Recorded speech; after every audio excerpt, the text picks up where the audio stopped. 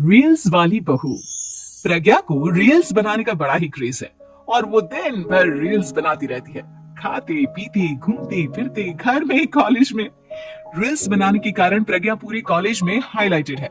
जहां उसके रील्स सभी को पसंद आते हैं, वहीं मनीषा चिंता में डूबी रहती है। एक रोज जब खाते हुए प्रज्ञा रील्स बना रही होती है, तब मनीषा कहती है, एक मिनट भी चैन नहीं है इस लड़की को।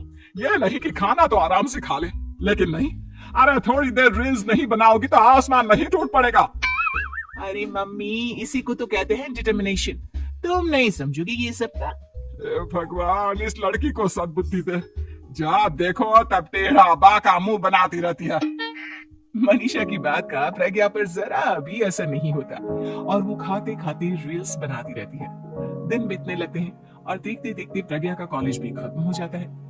आए दिन कोई ना कोई मनीषा को प्रज्ञा की शादी करवाने का सुझाव दी जाता है। सब ठीक ही कहते हैं, प्रज्ञा की शादी कर देनी चाहिए। अपने घर के कामकाज में व्यस्त हो जाएगी तो खुद ही ये रील्स और नाच गाना बंद हो जाएगा।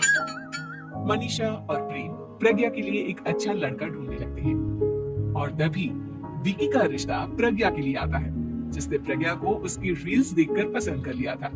अगले दिन विकी अपने माता पिता के साथ प्रज्ञा के घर पहुंच जाता है और प्रज्ञा साड़ी पहने हाथों में चाय की ट्रे लिए उनके सामने आती है। जब विकी को पसंद है तो हमें भी बहू पसंद है। बहन जी, आप बारात की तैयारी कीजिए। एक बार लड़का लड़की अकेले में बात कर ले तो अच्छा रहेगा। हाँ हाँ, क्यों नहीं। मनीषा विकी को प्रज्ञा के कमरे में भेजती है, जहाँ प्रज्ञा पहले से ही रील्स बना रही होती है। तभी विकी कहता है, आ गए आपके साजन जी। हमारे साथ ये रील्स कंप्लीट करती तो और भी अच्छा रहता। अच्छा जी, अब आ ही गए हैं तो बना ही लेती हूँ आपके साथ। दोनों मिलकर रील्स बनाते हैं। जब वी मीट और तुरंत पोस्ट भी कर देते हैं। फिर विकी कहता है, जब आप साड़ी में चाय लेकर आई तब मुझे लगा कि कहीं मैं गलत घर में तो नहीं आ गया। आप सही है। दोनों की शादी पक्की हो जाती है और शादी के दिन भी प्रज्ञा रील्स बनाने से चूकती नहीं।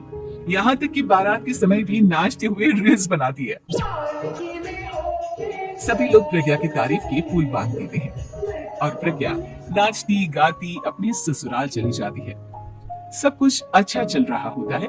प्रज्ञा यहाँ भी दिन भर हर चीज की रील्स बनाती रहती है। लेकिन कुछ दिनों के बाद जब सुनीता कहती है, बहू, ये रील्स के साथ साथ कुछ काम भी कर लिया करो। वैसे तुझे और क्या क्या बनाना आता है? मम्मी जी, वैसे तो सब कहते हैं कि मैं सब कुछ अच्छा बनाती हूँ, लेकिन मुझे लगता है कि मैं मैगी अच्छा बना लेती हूँ। हाँ, कॉफी भी अच्छा बना लेती हूँ और मुंह तो सबसे अच्छा बना लेती हूँ। अच्छा अच्छा। सुनीता अपना माथा पकड़ लेती है और कहती है, बहू, कुछ खाना बनाना भी सीख लेती।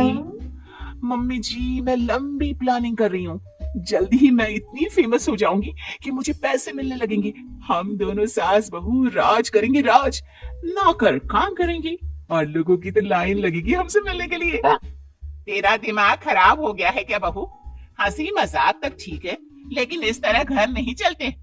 जितना जल्दी हो इस घर के तौर तरीकों को सीख लो। प्रज्ञा मुंह घुमाकर चली जाती है और तुरंत उसी वक्त एक रील बनाती है। ये देख सुनीता का गुस्सा 7वें आसमान पर चला जाता है और विकी के घर आती ही सुनीता उसे सब कुछ बताती है। विकी भी अब प्रज्ञा की इन हरकतों से परेशान हो जाता है। तुम टेंशन मत लो मम्मा, मैं देख लूंगा। विकी कमरे में जाता है तो देखता है कि प्रज्ञा रील्स बना रही है। विकी बड़े ही प्यार से प्रज्ञा से कहता है, प्रज्ञा, इन सब के लिए मैं तुम्हें मना नहीं कर रहा हूँ, लेकिन फिर भी हर वक्त तो ये अच्छा नहीं लगता ना। समझने की कोशिश करो, मुझे भी तुम्हारा थोड़ा वक्त चाहिए।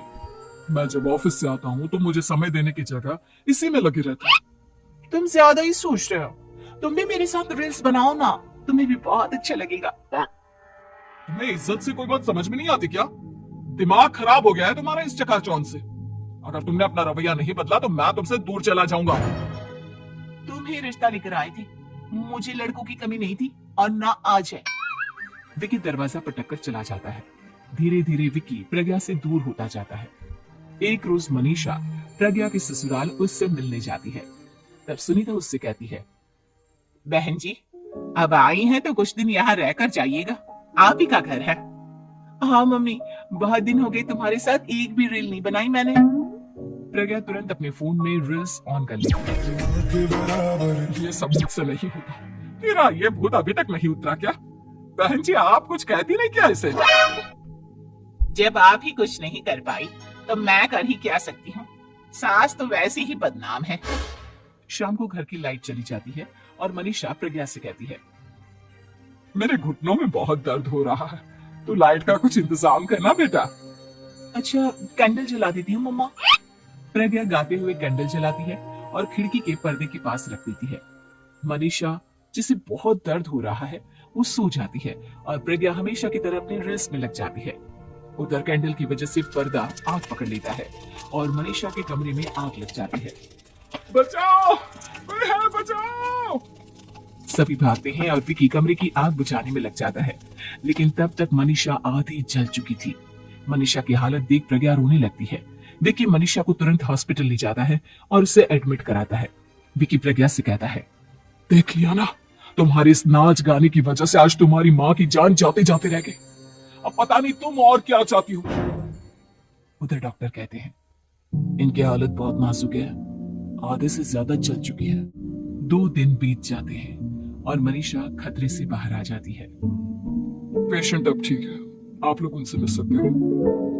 सब कोई मनीषा से मिलता है और प्रज्ञा सबके सामने अपना फोन तोड़ देती है। मुझे माफ कर दो मम्मा, मैंने तुम लोगों की बातों को नजरअंदाज किया। बेटा कोई भी चीज जरूरत से ज्यादा खराब है। मैंने तुम्हें रील्स बनाने से कभी मना नहीं किया, लेकिन हर वक्त एक ही चीज तो सही नहीं है। मैं समझ गई हूँ मम्मा, आई एम सॉरी। प्रज्ञा उस दिन से रील्स बनाना छोड़ देती है और पूरी तरह से अपने घर में लग जाती है।